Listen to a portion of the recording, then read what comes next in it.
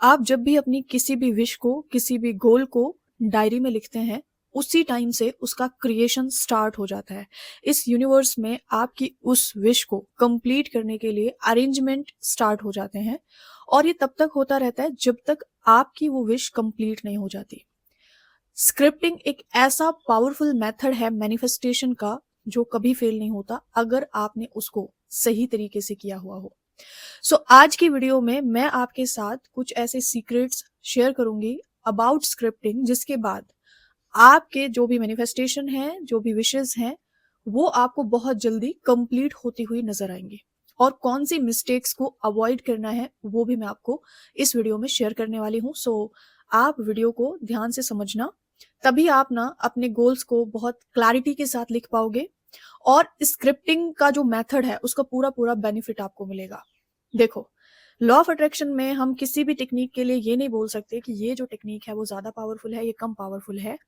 हर एक मेथड अपने आप में बहुत पावर रखता है, लेकिन जो स्क्रिप्टिंग है इससे बेस्ट क्लैरिटी आपको कोई और टेक्निक नहीं देती।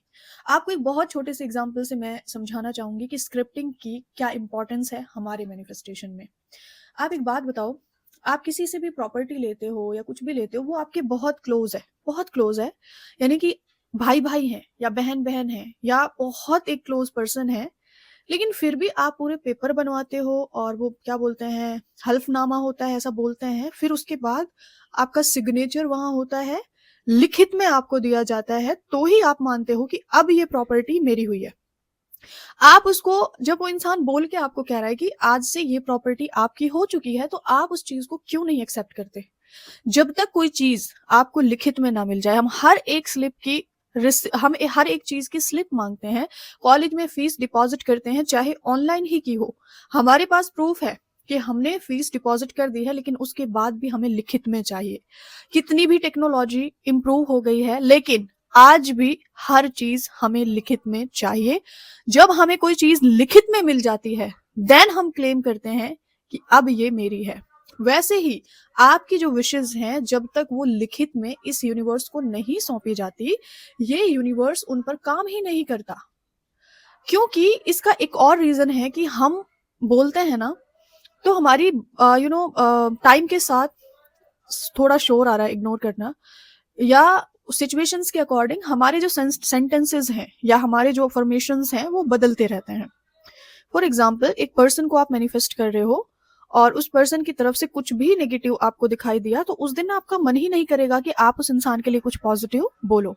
ऑन द अदर हैंड, अगर आपने इस पर्सन के लिए बहुत अच्छा कुछ लिखा हुआ है, क्लैरिटी से लिखा हुआ है, आपने लिखा हुआ है कि वो इंसान आपको क्यों पसंद है, तो वो क्रिएशन चलता रहता है, चलता रहता है, तब तक चलता रहता है जब तक कि वो मैनिफेस्ट नहीं हो जाता।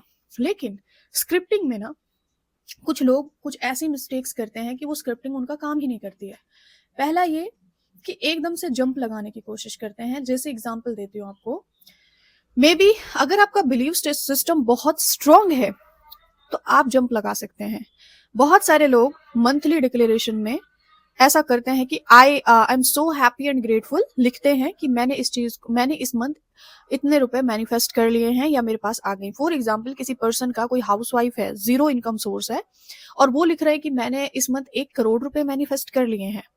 यहाँ पर मैटर ये नहीं करता कि करोड़ नहीं आ सकते, मैटर ये नहीं करता कि लाखों में नहीं आ सकते, मैटर करता है उसको लिखने के बाद आपने कितनी बार डाउट किया। ठीक है, पहली बात तो ये कि जंप नहीं मारना, यानी कि अगर आप एक सीढ़ी को छोड़ के अगली चौथी सीढ़ी पर पैर रखने की कोशिश करोगे, चांसेस हैं कि आप गिर जाओगे और 1% चांसेस कि आप निकल जाओगे। ठीक है, पहली चीज ये। दूसरा, क्लैरिटी के साथ लिखना होता है। सबसे पहले आपको क्लैरिटी लानी होती है माइंड में कि मैं अगर आपसे क्वेश्चन करूं कि यही इंसान क्यों चाहिए भाई इतनी बड़ी दुनिया में, तो आपके पास कुछ सॉलिड रीजंस होंगे।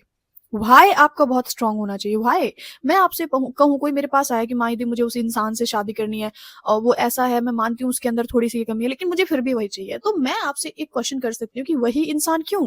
इतनी बड़ी दुनिया में बहुत अच्छे अच्छे पर्सन है, तो आप उनसे शादी क्यों नहीं कर सकते? तो आपके पास एक ऐसा जेन्युइन रीजन होगा जो शायद मुझे कन्विंस कर ले, I love this person because अब उसकी क्वालिटीज लिखनी है।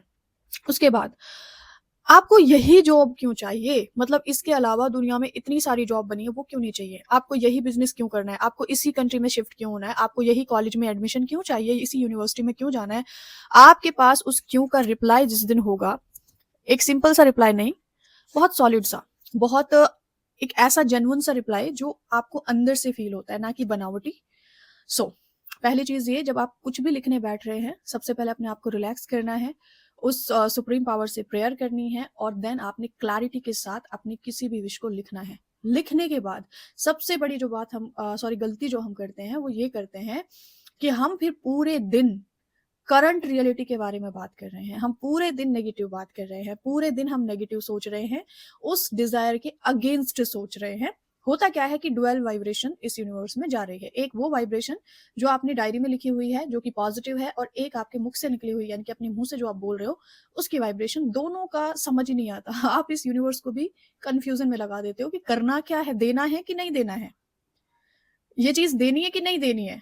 और जितना आप कन्फ्यूज़न क्रिएट करोगे उतना ही टाइम लगता है। बस यही एक मिस्टेक अगर हम अवॉइड करना सीख जाएँ, तो मेरा सिंपल सा फंडा ये है कि मैं कुछ भी लिखती हूँ ना जब, तो मैं यही एक कोशिश करती हूँ कि मैं ज़्यादा से ज़्यादा सेल्फ लव करती हूँ, ज़्यादा से ज़्यादा प्रेयर पे फ़ोकस होता है, ज़्यादा से ज़्यादा मेडिटेशन पे फ़ोकस होता है। मोस्ट इम्पोर्टेंट, जितना हम अपने आप को बिज़ी रखने की कोशिश करते हैं, उतना ही हमारा ध्यान जो है अपनी जो भी चीज़ें हैं उनसे थोड़ा-सा डिस्ट्रैक्ट होता है। और इसके अलावा अब लिखने के बाद मॉर्निंग में आप पॉज़िटिव इस चीज़ के लिए सोचेंगे, बिफ़ोर स्लीपिंग आप उस चीज़ को होते हुए देखेंगे, और इसके अलावा ड्यूरिंग द डे आप अपने मन को कैसे शांत रख सकते हैं, कैसे स्टेबल रख सकते हैं, वो आपको खुद डिसाइड करना है। अब मिस्टेक मैंने आपको बता दी है, जंप नहीं लगाना। फॉर एग्जांपल, आप नो कॉन्टैक्ट सिचुएशन में है अगर, तो आप डायरेक्ट शादी के लिए स्क्रिप्टिंग नहीं करो। मेरा सजेशन है पर्सनल, आपका अगर बिलीव सिस्टम बहुत स्ट्रांग है, आपको डाउट नहीं आता, तो आप डायरेक्ट मैरिज लिखो। अदरवाइज जब आप नो कॉन्टैक्ट में हो, तो आप एक ब्यूटीफुल से रिलेशनशिप की स्क्रिप्टिंग करेंगे। जब आप एक ब्यूटीफुल रिलेशनशिप में हैं, तो आप मैरिज कमिटमेंट की स्क्रिप्टिंग करेंगे। और अगर आप कमिटेड रिलेशनशिप में हैं लेकिन फैमिली एग्री नहीं है, तो आप फैमिली की ब्लेसिंग्स के साथ आपकी शादी कंप्लीट हुई है, इसके लिए स्क्रिप्टिंग करेंगे। अगर आप जॉबलेस हैं, हाउसवाइफ हैं, आपके पास इनकम सोर्सेज नहीं है, तो आप 5 टू 10,000 अनएक्सपेक्टेड मनी आपको रिसीव हुआ है, ये लिखेंगे। अगर आप जॉब पे हैं, तो प्रमोशन का लिख सकते हैं। अगर आप बिजनेस में हैं, तो हर मंथ जितना प्रॉफिट आपको होता है, जैसे एग्जाम्पल आपको मंथ का 20,000 का प्रॉफिट हो रहा है, तो आप वहां पर 40,000 लिख सकते हैं। इस तरह से आप करेंगे तो बहुत इजीली आपको जो है चीजें समझ में आएंगी, क्लैरिटी मिलेगी, मोस्ट इंपॉर्टेंट आपको डाउट नहीं आएगा। आपको इसका एक और मतलब प्रूफ दिखाऊं, ये कैसे काम करता है। देखो, जब भी कोई वर्कशॉप स्टार्ट होती है, वो 21 दिन की होती है, या फिर अगर कोई बैच आ रहा है तो वो 30 दिन का होता है, ठीक है। तो जब बैच स्टार्ट होता है, तो सब लोग अपने अपने गोल लिख चुके होते हैं क्लैरिटी के साथ। मैं गाइड कर देती हूँ, वो लिख लेते हैं, ओके। देन अब अगले 30 दिन तक वो क्लास में आ रहे हैं, या 21 दिन तक वो क्लास में आ रहे हैं, तो सुबह शाम दोपहर, दोपहर में उनको टास्क दिया जा रहा है, सुबह हीलिंग मिल रही है, बिफोर स्लीपिंग उनको फिर से क्लास मिल रही है। तो इस तरह से वो एक बहुत हायर फ्रीक्वेंसी में रहते हैं, और उसी टाइमिंग पे उनका मैनिफेस्टेशन कंप्लीट होता है, जिसकी सक्सेस स्टोरीज आती है, जिसके लिए आप बोलते हो कि माहिदी इनका जो है क्लास से ही क्यों मैनिफेस्ट होता है, हम क्यों नहीं मैनिफेस्ट कर सकते।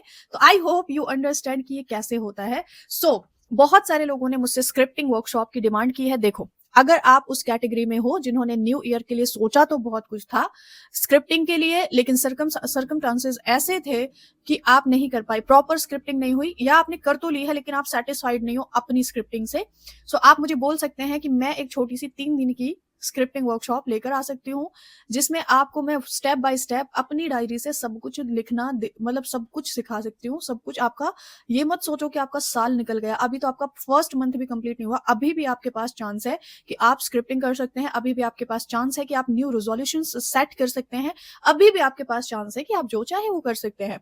सो ये साल ना आपको ऐसे ही फील करा देगा कि अरे अभी तो ये साल स्टार्ट हुआ था, हाय आज इतनी ऐसे, क्योंकि इस साल की एनर्जी बहुत फास्ट है, आप पकड़ नहीं पाओगे। उस एनर्जी को अगर कैच करना है, तो आपको एक्टिव रहना पड़ेगा, आपको फोकस के साथ काम करना पड़ेगा, देन आप जो है जो भी चाहे आपको मिल जाएगा, क्योंकि इस साल बहुत अच्छा है। सो इसी के साथ मिलती हूँ आपसे नेक्स्ट वीडियो में, तब तक अपना बहुत सारा ध्यान रखें, टेक केयर एंड